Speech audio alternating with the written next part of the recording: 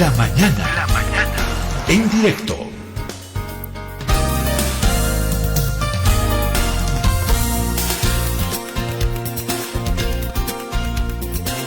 Estado plurinacional. ¿Sabe qué? Yo pienso, se lo digo sinceramente y de manera personal, que en las sociedades y sobre todo en un país como el nuestro, no sé si los denominativos, las calificaciones, los rótulos que le ponemos a las cosas. En Bolivia hacemos tantas leyes rimbombantes, se las aprueba, declaraciones, actos públicos, en fin, alarde. Y al final, las cosas no cambian mucho o no cambian casi nada. O sea, en Bolivia todo cambia para que nada cambie. ¿Por qué? Yo pienso en lo personal, le decía, que más que ponerle rótulos, etiquetas ahí grandilocuentes a las cosas, que si el Estado plurinacional o si la República de Bolivia, ¿no? Para mí el tema es hacer las cosas, los hechos. Más allá de lo que esté escrito en la ley o lo que los chorizos que podamos redactar de leyes y cuestiones, lo que los líderes sepan hacer y poner en práctica y demostrarnos y lograrlo con hechos, con acciones, con resultados. Eso es al final lo que queda grabado en la historia de las sociedades. Las leyes están ahí amontonadas, ¿no? Empolvadas en gaveteros que no las conocemos y nos sorprendemos cuando sabemos, había habido una ley para esto y para esto y para lo otro y para lo otro. En Bolivia nos gusta llenarnos de esas cosas. Pero los hechos, las prácticas, los usos, las costumbres, los hábitos, el modificar esas cosas es el gran desafío. Redactar una ley y aprobarla de pronto, fácil. Pero el modificar lo otro es lo profundo de una sociedad. Y lo que sí requiere trabajo, convicción, dedicación y transformación de instituciones, de pensamientos incluso, de la educación, en fin. Le digo, para mí, más allá de que le pongamos una etiqueta u otra al Estado, y para hablar de lo que hoy estamos recordando, los actos que se están dando, lo que dijo el presidente, pero en fin, en esencia, la idea, la esencia de la idea de hoy y de lo que deberíamos debatir los bolivianos, nos hemos contactado con Carlos Macusaya Cruz, un comunicador y escritor y además docente universitario, diría yo, muy interesante en sus criterios, en su forma de ver el país, de ver la sociedad, de ver la realidad boliviana, de ver la política también. Carlos, ¿cómo estás? Gracias por este contacto con La Mañana en directo de Herbol. Valoro mucho que en este día, muy oportuno, hayas aceptado hablar con nosotros.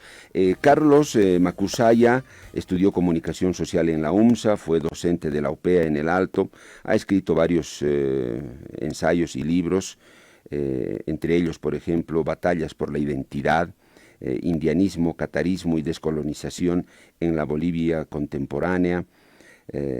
Otra publicación, En Bolivia no hay racismo, indios de mierda, ¿no? O sea, así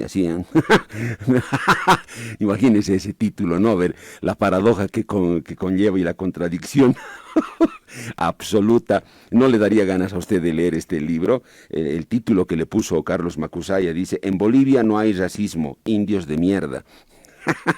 Bueno, provocativo de entrada lo que propone a través de su trabajo también. Carlos, te reitero la bienvenida, gracias por tu tiempo. Carlos, no sé si de manera inicial te animas a darle o a dar una opinión tuya, una definición de qué hemos hecho con este Estado plurinacional en 16 años. ¿Es real? ¿No es real? ¿Es profundo? ¿Es aparente? ¿Qué sensaciones te deja el Estado plurinacional y su vigencia? Carlos, un gusto. En primer lugar, muy buenos días a todos ustedes y a las personas que siguen el programa. Muchas gracias por la invitación. Me siento halagado porque me consideren para esta oportunidad. Sobre lo que me consultas, bueno, yo en primera instancia, cuando me hablan del Estado plurinacional, la primera idea que me viene a la mente es como una promesa a medias.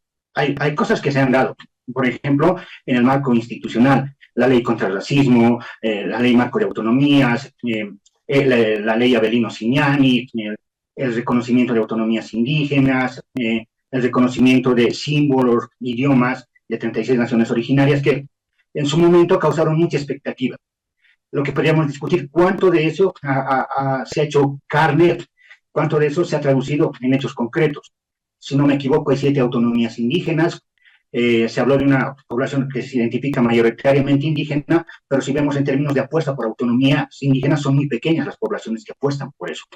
Por ejemplo, en muchos casos la ley contra el racismo ha quedado un poco más como un elemento simbólico, y el tema del racismo ha sido más bien un pretexto para descalificar a opositores o de los propios opositores que acusar de racismo al gobierno, pero generalmente se ha quedado a ese nivel. En general, a mí me deja un sabor a medias hablar del Estado plurinacional. Son como cosas que se han dado, no se pueden negar en el marco institucional. Algunos avances hay algunas cosas que se han hecho en términos prácticos, pero no parece ser algo que realmente se haya concretado. La otra pregunta que yo haría es, ¿qué entiende la gente por Estado plurinacional? ¿Cómo asume la gente? ¿Será que la gente asume Estado plurinacional de la misma manera en que, digamos, el gobierno del MAS nos lo ha ido presentando? Yo tengo la impresión que entre muchos sectores de la población, por lo menos por un buen tiempo, no podría decirlo en lo actual, asumió que el Estado plurinacional era un Estado en el que ellos podían ejercer su ciudadanía plena sin que su color de piel, su apellido, su forma de vestir sea un impedimento para ejercer cargos públicos, para estar en determinados espacios. Una manera de asumir lo plurinacional que uno diría, pero en general eso es simplemente ciudadanía. Pero mucha gente lo asumió así. Gracias, Carlos. ¿Qué riesgo ves tú de que ese estado aparente del que hemos hablado en el tiempo, si tú quieres, de lo que fue la República la República de Bolivia o todo lo que vino después de la independencia de nuestro país? Tú sabes que muchos autores hablaron del estado aparente, justamente porque las reivindicaciones de sectores populares habían quedado prácticamente enterradas y en el patio trasero, ¿no?, de Bolivia y de los gobiernos, el estado aparente. Carlos, ¿qué riesgo hay de que ahora este estado plurinacional, con ese añadido, también termine siendo un estado aparente por esa falta de convicción, de prácticas, de cambios reales que tú mencionabas? ¿Otro estado aparente también en nuestra historia? ¿Hay ese riesgo, Carlos? Sí, desde luego, porque yo pienso que hay que considerar que esta idea de plurinacional no simplemente puede considerarse como algo descabellado. Hay como una base empírica que ha empujado a plantear distintas posiciones, propuestas que traten de que lo que pasa en la realidad social se refleje también en el Estado, que el Estado exprese la diversidad social, no solo porque hables distintos idiomas, no solo porque la gente usa diferentes ropa, tiene músicas, tradiciones, no, ese es un punto, por decirlo así, estético, cosmético, ¿no? Lo central, desde mi punto de vista, es ver que en el país, como en otras partes del mundo, hay formas de vida, formas de llevar adelante la economía, la política, que no son necesariamente modernas, que están influenciadas desde luego, pero que se desarrollan en otro tipo de lógicas en las que no está marcada el individualismo, etcétera, etcétera. Eso es algo que se puede ver en distintos espacios. Pero lo que habría que preguntarse, ¿en qué medida eso que sucede ha cambiado? Por ejemplo, está el gobierno del MAS. Hay una contradicción que yo no creo que sea malicia del MAS, pero que es una contradicción dentro del propio proceso de instauración del Estado plurinacional.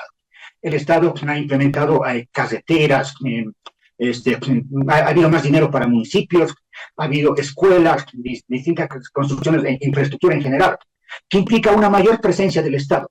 En la medida que el Estado ha tenido mayor presencia, muchos de estos espacios donde la vida se desarrollaba de manera más, pongámosle, comunal, se han ido erosionando esas relaciones comunales y se ha ido posicionando más las relaciones individuales, por ejemplo, en trabajos que antes se hacían por tipos de relaciones comunales, ahora por medio del dinero.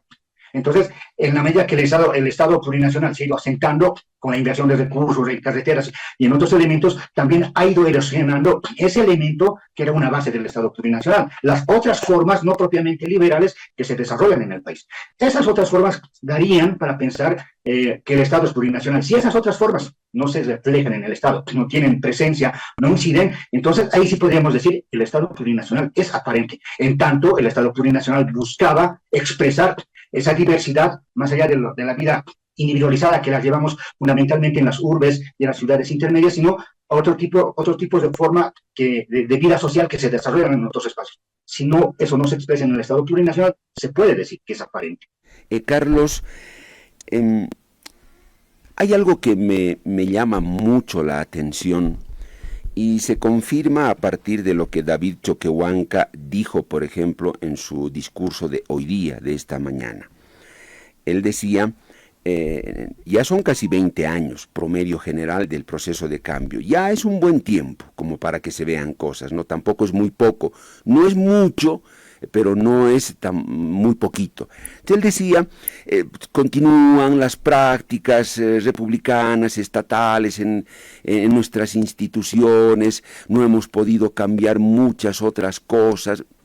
Y uno dice, pero entonces fracasó la aplicación de este Estado plurinacional. ¿Por qué? Y aterrizo en esto, Carlos. Yo veo perplejo las prácticas de muchos de los liderazgos del MAS, porque es el MAS el que enarbola este Estado plurinacional.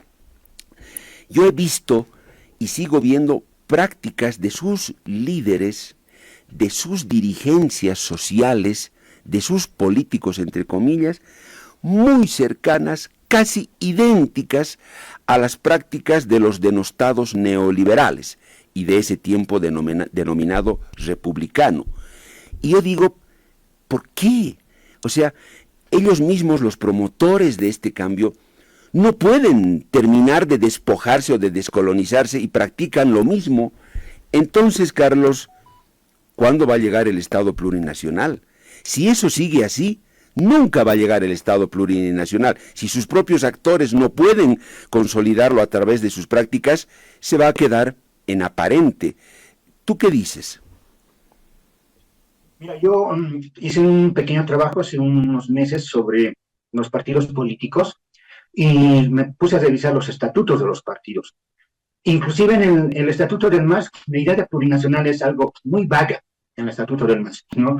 No parece ser algo que lo asuman en el sentido más o menos que yo te lo había planteado. Parece ser algo un poco más retórico, una bandera, algo simbólico, que no necesariamente tenga que traducirse en hechos concretos. Respecto a los dirigentes, a mí no me sorprende el accionar de los dirigentes. Claro, uno esperaría que sea distinto, pero generalmente cuando se llega a instancias de poder, muchas veces uno desde la resistencia, desde otros espacios, puede tener ciertas aptitudes, pero en el aparato estatal termina siendo absorbido por esa trituradora, termina reproduciendo las prácticas que han permitido precisamente que esas instituciones pervivan. Por un ejemplo, para no llegar a ejemplos fuertes, uno muy básico. Uno va a muchas instituciones del Estado y las cosas se siguen haciendo con papeles, con papelitos. Hoy, en el tiempo de la era digital, hay inteligencia artificial, cuando uno podría hacer todos los trámites estando en línea, hoy uno va a las instituciones y los papeles siguen amontonados, porque esa es una manera en la que puede sostenerse cierto aparato burocrático, personas pueden trabajar, se puede dar espacio a allegados, a personas que lo han apoyado en un proceso. No hay una voluntad de transformar, por ejemplo, ese aspecto básico del funcionamiento institucional. No hay esa voluntad, porque eso te ha permitido sostenerte en ese espacio. Entonces, muchas veces el Estado, mucha gente llega al Estado con ánimos de transformarlo, pero muchas veces el Estado se los fagocita y las lógicas del Estado se reproducen, aunque le pongas Estado plurinacional, aunque uno pueda ir con poncho y abarca, aunque uno pueda ir con las ideas más transformadoras. No es fácil transformar ese tipo de situaciones. Toda la razón, Carlos, y tú hablaste además de lo estético y cosmético, y parece que ahí se queda en lo meramente declarativo el Estado plurinacional, ¿no? En los discursos de Evo Morales en su tiempo, ahora de Arce Catacora, del propio David Choquehuanca, en fin. Carlos, ¿por qué ocurre eso? Tú decías, es muy difícil transformar a ese Estado que te fagocita, te devora, por mucho que te vayas con tu poncho y todo, te termina convirtiendo en lo mismo de antes. Carlos, ¿por qué eso? Es que la talla que necesita la verdadera transformación hacia un Estado plurinacional, la talla de los líderes que requiere eso, es muy grande. Este Estado plurinacional, más allá de lo declarativo, no ha tenido esa talla de liderazgos, incluido Morales y los otros, o por qué el Estado se sigue fagocitando a los que supuestamente son los grandes transformadores, pero sus usos y sus prácticas dicen lo contrario, Carlos. En general, cuando las personas ascienden a espacios de poder, más aún cuando vienen de sectores marginados, eso no se puede negar en el gobierno. Además, muchas personas vienen de sectores que tradicionalmente no dirigían instituciones estatales. Bueno, cuando llegan personas de ese origen, muchas veces se desarrolla esta ambición de crecimiento individual. Yo asciendo socialmente, crezco económicamente, y en nombre de los demás, aunque los demás su situación no haya cambiado radicalmente respecto a la suya. Entonces, en esa aspiración de ascenso social, terminan reproduciendo las prácticas de los grupos a los que antes criticaban y ahora a los que van perteneciendo en términos de posición económica, por ejemplo. No es raro, por ejemplo, que muchas veces las agresiones racistas vienen de gente de origen indígena en las ciudades, ¿no? Porque buscan diferenciarse de su anterior posición, de los que trabajan en la tierra, de los que viven en áreas periurbanas, pero otros ya se han profesionalizado y entienden que eso es un ascenso social que les permite, que los habilita para denostar a su anterior condición social. Entonces, esto en espacios laborales de las instituciones estatales, considerando que hay personas que vienen de sectores populares que han copado esos espacios, también han generado otras capas medias. Pero yo creo que aquí hay otro punto muy importante que hay que resaltar. Si bien en términos de las promesas plurinacionales de reconocimiento, no de la diversidad solo como algo cosmético, sino de formas de desarrollar la vida distintas a las modernas que conocemos, que existen en el país, en mayor o menor grado se han ido diluyendo en los últimos años, pero otro aspecto que yo creo que no se puede pasar por alto, contra ese mismo proyecto, lo que hemos tenido en el último tiempo es un avance de las relaciones capitalistas, las relaciones asalariadas, mediadas por el dinero. Hay una emergencia de sectores económicos de origen indígena, hay burguesías de origen indígena, hay clases medias de origen indígena. Entonces, el país ha cambiado, pero tal vez no en el sentido plurinacional. Se ha modernizado en los parámetros más clásicos, ¿no? De que la riqueza no sea simplemente privilegio de un pequeño grupo de familias, oligarcas, como quiera llamarse, pero sino hoy podemos decir que la riqueza incluso se puede ver en Cholets, en el Alto, se puede ver en otros barrios populares, por ejemplo en Cochabamba, en Santa Cruz. Ya no identificamos la riqueza como privilegio de blancos. Ahora hay gente indígena que es rica. Eso es reprochable desde mi punto de vista, no. Debería ser normal, sin importar el color de la piel, que haya gente que acumule riqueza por distintas vías, trabajando, empresarios, comerciantes, etcétera, etcétera. Eso se ha hecho visible en el proceso de cambio, pero uno puede contrastarlo. Entonces, el proyecto plurinacional no parece ser plurinacional, parece ser más bien un proyecto normal de modernización, donde todos tenemos derecho inclusive a formar riqueza. Ahí hay un aspecto que contrasta con la idea de Estado plurinacional, más aún con las ideas de David Choquehuanca, especulaciones, no podría tomarse en serio lo que dice sobre el vivir bien y la descolonización. Si uno compara esos discursos con los resultados, vemos clases medias de origen indígena, entonces lo plurinacional no parece ser la prioridad, pero sí hemos tenido, por llamarlo de algún modo, una redistribución de la riqueza. Ya no podemos identificar tan fácilmente como antes se hacía la riqueza con los blancos. Carlos, me gusta mucho estos enfoques de tu análisis, porque van a esos fondos que no queremos hablar, que los políticos no quieren tocarlos porque no les conviene, seguramente porque desestructuran su discurso electoral, me imagino, ¿no? Y de identidad, entre comillas. Carlos, si esto es así, cuando tú dices, el Estado plurinacional ha logrado transformaciones, pero no precisamente en esa línea de retorno a lo ancestral, que quiere Choquehuanca y otros, sino de equipararnos todos un poco más en la modernidad, incluidos los propios indígenas. Quieren tener plata, que tengan. Quieren ser capitalistas, que tengan. Quieren construir cholets, que los construyan. Entonces, Carlos, en ese debate de fondo, ¿a qué hay que apuntar? O sea, ¿cuál debería ser el paradigma societal en Bolivia? ¿El volver al Tahuantinsuyo o es que el indígena se modernice? Y en la medida que se moderniza, Carlos, le entra el individualismo, por supuesto que sí.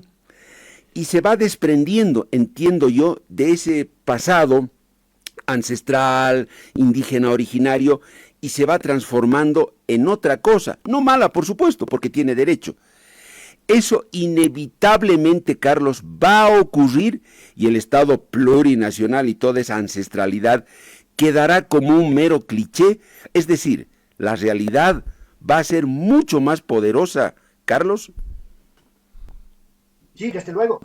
Lo que estamos viviendo son más bien procesos muy amplios de individualización entre la población indígena. Insisto, eso no es malo, de hecho, me parece positivo porque hay algo interesante que se puede notar en las actitudes. Hace varios años, yo, muy joven, notaba que la gente de origen indígena con dinero, porque esto no es algo que nace con el MAS, sino que en el proceso del MAS se ha fortalecido, se ha hecho más evidente, pero ya venía dándose décadas atrás.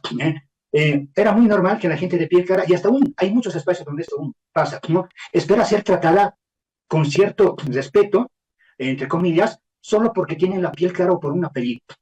Y yo recuerdo ver amigos conocidos que tenían algún negocio y tenían dinero, acumulaban ya dinero, y ellos esperaban ser tratados bien por su dinero. Tengo plata, carajo, decían ellos. ¿Cuál es el punto acá?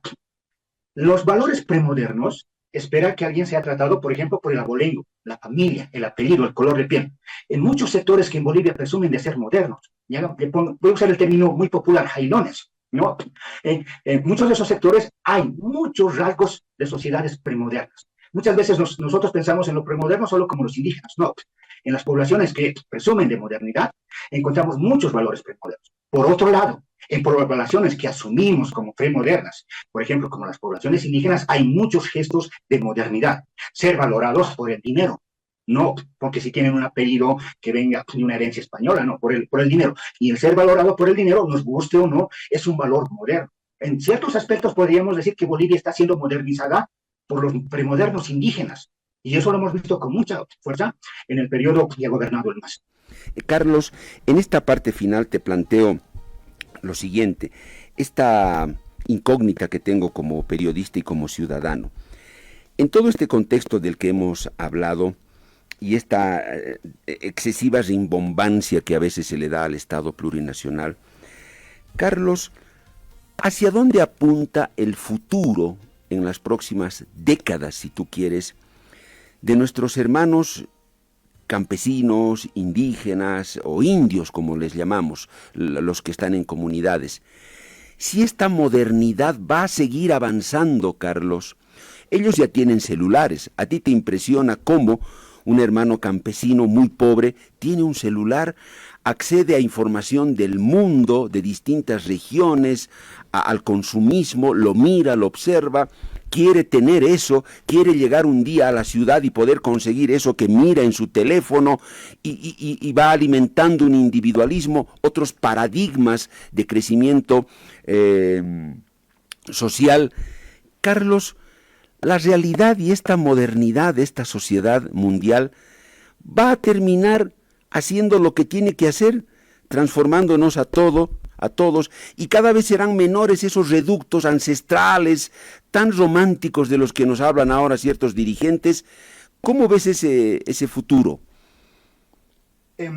Yo creo que en primer lugar hay que asumir algo, o por lo menos es algo que yo asumo como varias otras personas, que la esencia de los fenómenos sociales es la historicidad, va cambiando. Yo siempre suelo poner el ejemplo de los asiáticos. Hace más de 100 años, hablar de los coreanos, hablar de los chinos, era hablar de campesinos que cultivaban arroz. Hoy, cuando hablamos de asiáticos, de coreanos, de chinos, hablamos de ciencia y tecnología. Cambió. En más de 100 años pasaron cosas y hoy día es distinta la manera en que pensamos, por ejemplo, en ellos. Eso pasa en el mundo en general. Para poner ejemplos más entre nosotros. Mi abuela, paterna, materna, mis abuelas hablaban muy poco el castellano. Mis abuelas solo aymara. Mi padre migran a la ciudad, yo nazco en la ciudad del Alto y, bueno, pues soy profesional, mi padre era zapatero.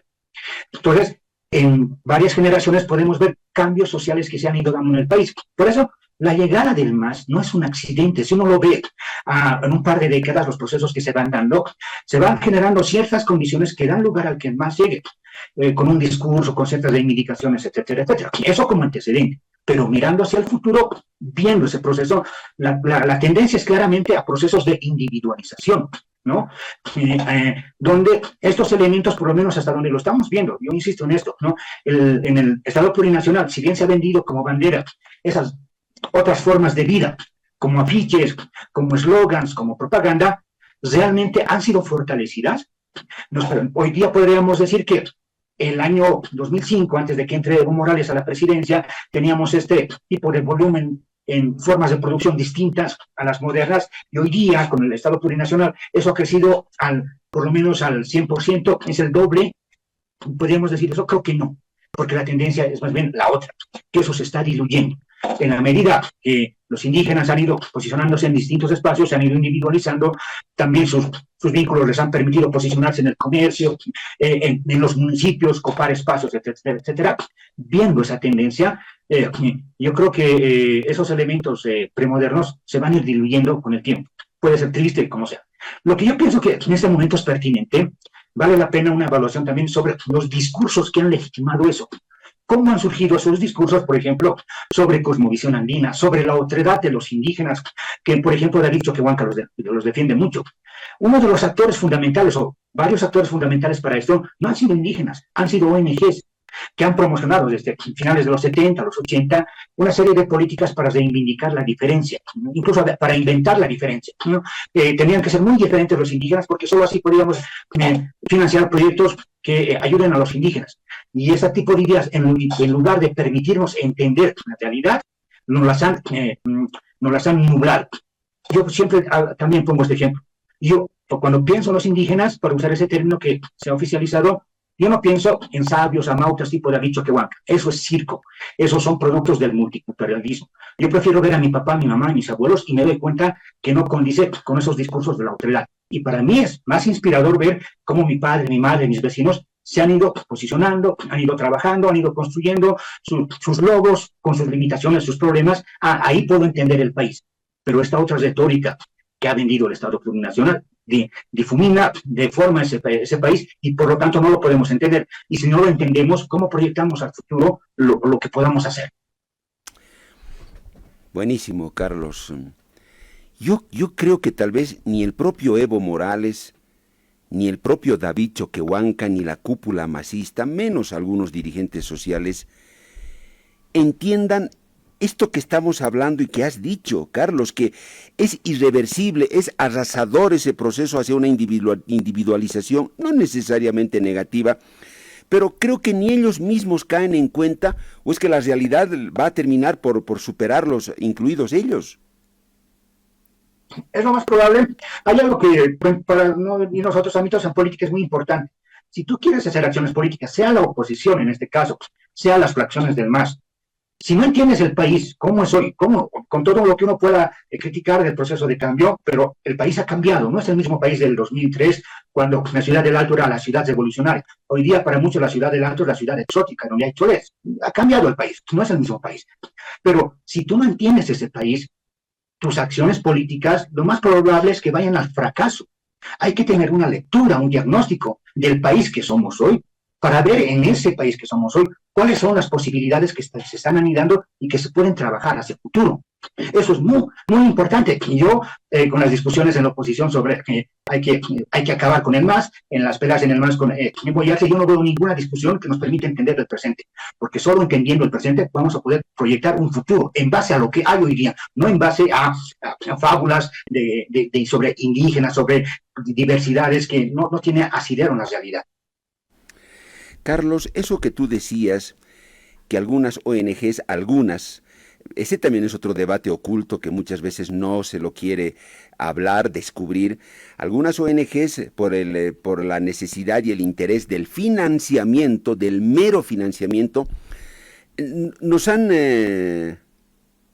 inoculado, nos han inyectado en la sociedad el antagonismo, es decir, la otredad, el discurso del otro. Decirle al indio, bueno, el que está en la ciudad no es lo mismo que vos, y tú tienes que prevalecer, porque ese es otro, es un poco más y tu adversario. Y al que está en la ciudad, mostrarle a un campesino como que el reducto de él es solamente ese y que él está dedicado para ciertas cosas y la labor agrícola. Oye, Carlos, qué perverso si eso ha sido así. Desde entonces nos han inventado la rivalidad y claro, dirigentes sociales que se han montado a ese carro fácilmente y nos han confrontado y hoy estamos lo de siempre, ¿no?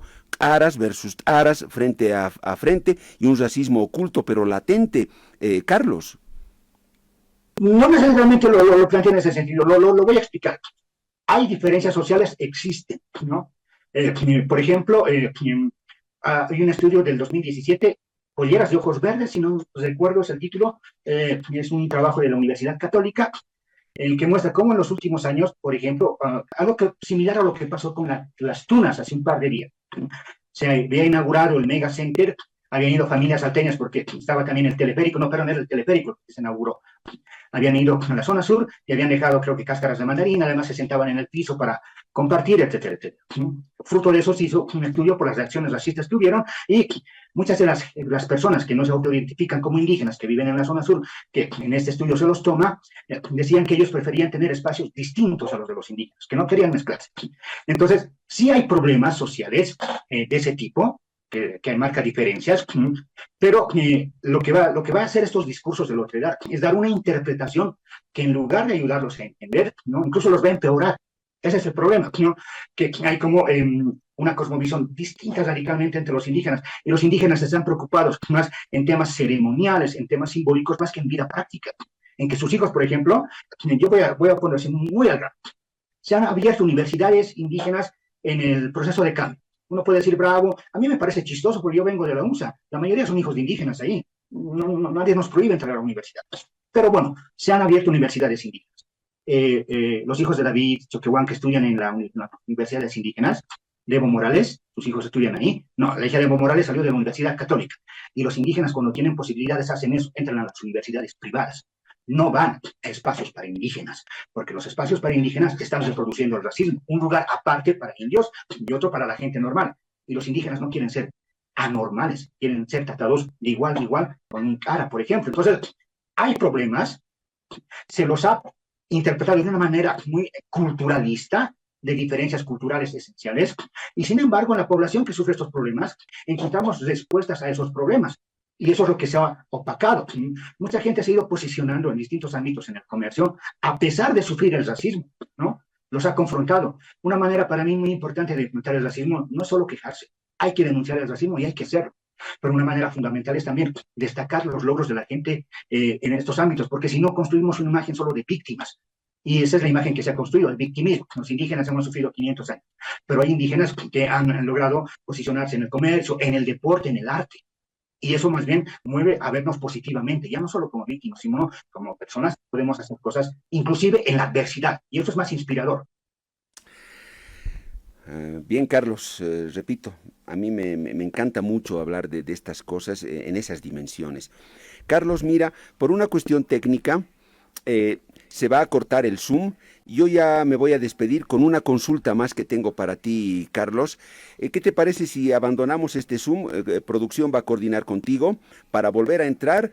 Te hago esa consulta de cierre y ahí nos despedimos. Si fueras tan amable, Carlos, te dejo con producción entonces para que te haga la explicación correspondiente y podamos retomar el Zoom y despedirnos con una última consulta. ¿Qué dice usted sobre estas cosas que plantea Macusaya, las respuestas que da, las preguntas que le he formulado y cómo hemos encaminado esta charla hacia los aspectos que hemos llegado con Carlos Macusaya? Qué interesante, ¿no? Más allá de lo estético y cosmético que se nos plantea cuando sea, de ese romanticismo del pasado, ¿no? No digo que el pasado sea malo, está bien, hay que tomarlo en cuenta y respetarlo, pero también hay que ser consciente y tener la sabiduría de qué es lo que está marcando el presente, que en muchos casos ya cortó el cordón umbilical de ese pasado tan nostálgico y muchas veces de gran resentimiento, más que de la capacidad de construir futuro y consensos. ¿Será que eso debaten algunos de los liderazgos actuales, no lo sé. Carlos, ya estamos otra vez. Esta es mi pregunta final después de todo lo que hemos abordado. Carlos, si bien es cierto que es inevitable que estos tiempos y esta otra realidad social, histórica, termine por incorporar al mundo campesino e indígena en este paradigma de modernidad y con todo el derecho que ellos quisieran, ¿no? Asistir a universidades privadas, tener negocios, hacer plata, lograr movilidad social, casarse con una choca o una gringa, o la gringa se case con un hermano campesino y cambie totalmente su vida y construyan otras ideas de sociedad y otros horizontes. Ley natural, inevitable, que los dirigentes muchas veces, anclados en el odio del pasado, nunca lo van a entender. Carlos, si eso es así, entonces yo pienso más bien que como país y como parte de una autenticidad, si tú quieres, social, hasta ideológica, diría yo, ¿cómo más bien podríamos evitar que ese hermano campesino que se incorpora a esas nuevas realidades económicas termine siendo, por ejemplo, un capitalista secante, acumulador, explotador de otra gente, de sus mismos hermanos de origen campesino, le saque la mugre en sus negocios, en sus fábricas? ¿No deberíamos más bien como paradigma nosotros pensar en las formas, prácticas y teorías de evitar que estos nuestros hermanos incorporados lleguen a esos excesos de los capitalistas que tanto hoy señalamos y cuestionamos, de los empresarios? No sé qué dices tú. Es complicado porque por ejemplo, yo no apostaría por algo así, porque es como necesitamos capitalistas normales y que los indígenas sean como capitalistas anormales, medio a medias, que no sean plenamente capitalistas. Es complicado eso, no porque yo sea procapitalista, sino porque en el proceso del capitalismo no se expone tanto a valores morales. Si tú haces bien en no en explotar a tu hermano, ¿no? Son negocios, ¿no? Y si las personas encuentran que en esos negocios pueden obtener ganancia, se valen de los mecanismos para que eso suceda. Pero algo que valdría la pena mencionar, que lo dejé suelto y quiero aprovechar la oportunidad, es que también hay que tener en cuenta que precisamente en ese proceso de acumulación de riqueza, de pasar de vivir, por ejemplo, en una villa, de comprarse tal vez algún departamento en Miraflores, en Sopocachi, incluso ya en un barrio más residencial, eso ha pasado con muchos indígenas, se produce un fenómeno, ¿no?, que va de la mano con profesionalización, con ocupar cargos en instituciones públicas, y el fenómeno tiene que ver con que va desplazando a las personas que antes ocupaban esos espacios. Y las personas que antes ocupaban esos espacios ven, por lo tanto, una competencia. Y no es raro, por ejemplo, que mucha gente que no se considera indígena y que ve ahora que sus hijos o ellos mismos tienen que competir con un ingeniero de origen aymara, tienen que competir con un abogado o alguien que está ocupando el cargo que él hace años o su papá ocupaba en una institución pública, ahora lo ve como competencia y reacciona de manera racista. Esto hay que tenerlo muy presente. En la medida que los sectores de origen popular van ocupando nuevos espacios, la gente que ocupaba esos otros espacios se ve como avasallada. No es raro, por ejemplo, que digan hay que poner en su lugar a estos indios de mierda. Insisto, ahí hay valores premodernos. No los ven de tú a tú, no los ven de igual a igual. Los ven como gente que les está quitando su fuente laboral. Paralelamente a que hay un ascenso de sectores populares, hay también un descenso de varios sectores de capas medias, que ya no tienen la capacidad adquisitiva que tenían décadas atrás. Eso genera también reacciones. Entonces, inevitablemente que los indígenas sean capitalistas, bueno, están mostrando su humanidad. En el presente, los humanos estamos en un orden mundial capitalista y nuestra humanidad, condicionada por ese contexto general, se desarrolla con el individualismo, buscando lugares donde hacer negocios, etcétera, etcétera. Seas blanco, seas negro, seas chino, o nuevamente un ejemplo. Antes se pensaba que el capitalismo solo era propio de europeos blancos, ¿no? Hoy día los chinos nos muestran que es distinto, y hoy día en el Alto mucha gente nos muestra que ser blanco, rubio, no es necesario para ser capitalista. Queremos cambiar la sociedad, que no sean tan capitalistas. Yo no le pondría así como freno de no seas tan capitalista. Hay que entender cómo funciona el capitalismo, y ahí nos vamos a dar cuenta que tu origen cultural no es un impedimento para que seas capitalista. ¿Sabes qué, Carlos? Excelente lo que tú dices. Pero lo que a mí, yo comparto ya una idea, un criterio personal de periodista contigo, respetando siempre lo que piensas.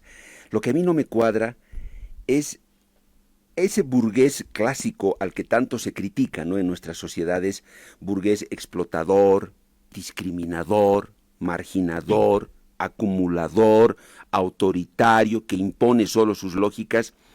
No me cuadra que en un futuro ver a un hermano indio convertido en burgués, con su cholete y con todo, en ese su ascenso social con plata, verlo haciendo las mismas cosas que se ha criticado al burgués clásico. Tal vez mi ilusión es muy ingenua en pensar que este puede ser un burgués con otro tipo de lógicas, precisamente producto de los antagonismos de esta sociedad, de la boliviana, y el aprendizaje de las lecciones duras que hemos tenido. ¿Eso te suena muy poco probable? Yo veo que sí, y está bien. Tú me pareces más realista, directo en tu criterio, Carlos. Sí, mira, estaba vino la posesión de Donald Trump y el dueño de X hacía su gesto nazi, ¿no? Bueno, es un empresario, es el hombre más rico del mundo. Siente que puede dominar el mundo y no le interesa lo que diga la gente. Tiene todo el dinero del mundo. Entonces, no le interesa eso. Cuando la gente va acumulando cierta riqueza, está preocupado en acumular más riqueza. Y ve con desprecio a los que son pobres. Pasa algo similar cuando la gente acumula cierto capital, por ejemplo, intelectual, entre comillas. Suele ver con cierto menosprecio al que no tiene ese mismo capital intelectual. Entonces, esta manera de diferenciarse es muy común y los tratos que se generan a partir de ello, lamentablemente se expresan a veces en formas crudas, sobre explotación, discriminación, etcétera, etcétera.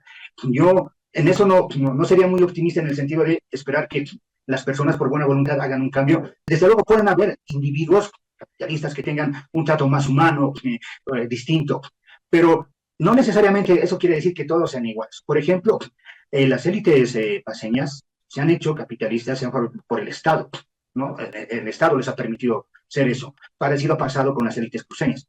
Tal vez una diferencia con las burguesías que están emergiendo desde sectores indígenas, por ejemplo, es el contrabando, la mercadería de China, etcétera, etcétera, y más bien le escapan al Estado, no nos tienen en cuenta. Pero podría suceder que en un momento de mayor acumulación de capital se vuelvan plenamente en burguesías y disputen el Estado como clase social, no simplemente con dirigencias. En el gobierno del MAS hemos visto un adelanto de eso. Podría suceder en el futuro que se constituya una clase social propiamente burguesa, que tenga un factor étnico que los cohesione, que disputen el Estado en esos términos. Y ahí el discurso plurinacional ya lo desecharían, desde luego. Carlos, es inevitable para cerrar preguntarte tu criterio muy personal. Tú lo mencionaste. Este escándalo de las tunas en la zona sur de La Paz, que tú, por supuesto estoy seguro que tú lo conoces, ¿qué conclusión te merece? O sea, ¿qué idea deberíamos, o qué lección debería dejarnos esto, o cuál es el fondo que deberíamos ver en esto? Hay varias cosas que yo diría al respecto. Voy a solo mencionar un par. En primer lugar, hemos visto en distintos espacios como dirigentes, muchos vinculados al MAS, se quejan de racismo, ¿no? Que esto es racista, o hacer esto es racista contra ellos o contra su dirigente Evo Morales. Y no genera indignación en la población, porque han perdido credibilidad. Pero un acto evidentemente discriminatorio frente a una mujer de condición humilde ha generado mucha solidaridad. Entonces, la gente también distingue. No es lo mismo que alguien tenga un gesto, puede ser discriminatorio o no, pero de maltrato, alguien que tiene cierto poder, diputado, senador, alguien que fue un expresidente, etcétera, etcétera, que se haga un maltrato con una persona humilde. La gente hace distinciones y no ha reaccionado de la misma manera en un caso que en el otro. Pues es una cosa muy importante para mí diferenciar que si bien hay actos discriminatorios, no todos son iguales. No es lo mismo que se dé un acto de discriminación entre profesionales que se dé entre un profesional y una señora que está pidiendo limosna en las calles, por ejemplo. No tiene el mismo impacto, por una parte. Y lo otro que para mí hay que tener en cuenta es que también este tipo de hechos nos muestran lo que pasó con la tuna, que hay sectores que aún ven que personas como esa señora de condición humilde son intrusos en sus espacios y todavía ven con mayor ofensa que algo que está creciendo en un espacio público, en este caso una fruta, quitar es casi delincuencial, ¿no? Se ven como invadidos y que les están quitando algo que inclusive está en un espacio público. Lamentablemente seguimos en esa situación, por más que tengamos una ley, yo creo que inclusive por muchos aspectos que en el gobierno se ha folclorizado lo indígena, en lugar de entender problemas concretos que se dan como los de ese tipo, nos hemos quedado con cuestiones ritualistas, ceremonias que no se hacen en ningún lugar, matrimonios, llenar las cosas con huactas, etcétera, que realmente no apuntan a los problemas como ha vivido el de la señora. Entonces nos hemos desviado por posturas culturalistas, promovidas desde luego por ONGs, luego las ha asumido el gobierno, y los problemas de la gente que vive cotidianamente como esa señora quedan ahí como de lado. Y hoy los podemos ver porque hay celulares. Eso pasaba también antes, eso no es nuevo. Pero acá hay otro debate que lo podemos dejar para otro día. La sobrereacción, dicen muchos, el desborde emotivo que generan las redes sociales ante un hecho que tal vez no daba como para esas dimensiones excesivas, Carlos. Y yo comparto esa otra parte. Ahora, lo otro es hacerse al héroe en redes sociales porque a alguien le ha pasado y empiezas a demostrar y quieres ejecutar por redes sociales a una persona, ¿no? También hay ese otro lado. Cómo están funcionando las redes de hoy en día debería ser algo más bien que tenemos que debatir. Tiene sus riesgos. Uno piensa que simplemente porque puede publicar vive la libertad. Primero, el que hagamos uso de redes nos controlan, nos siguen, saben lo que hacemos los dueños de las empresas. Hay datos para eso.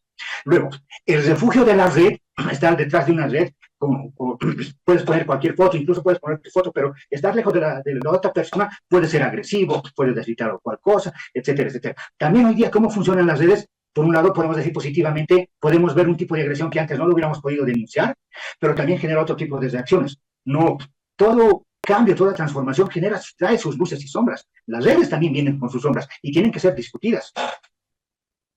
Carlos, te agradezco mucho. Fue muy interesante, muy grato, muy sustancioso conversar contigo. Espero que no sea la última vez que estés con nosotros. Me gustaría tenerte acá en la cabina, en los estudios de Herbol. Ojalá que sea posible para seguir hablando de país, de sociedad y de lo que nos interesa. Carlos, un gusto. Muchas gracias y un saludo para todos ustedes. Carlos Macusaya Cruz, comunicador social, escritor y docente. ¿Ustedes lo han escuchado? Plantea cosas muy de fondo. Detrás del velo, la cortina, el disfraz, lo cosmético, el show que nos ponen normalmente cada día los políticos y los dirigentes sociales. Macusaya ha escarbado en el fondo y nos ha dicho, acá en el fondo son estas las cosas que están en juego y déjense de historietas. ¿Y por qué no hablamos de eso? ¿Por qué no entienden eso? Creo que esto aporta, queridos amigos, para que todos, incluido yo, intentemos forjar un pensamiento crítico. Eso nos permite juzgar, interpelar, cuestionar mucho mejor al poder, pero por sobre todas las cosas, decidir mejor.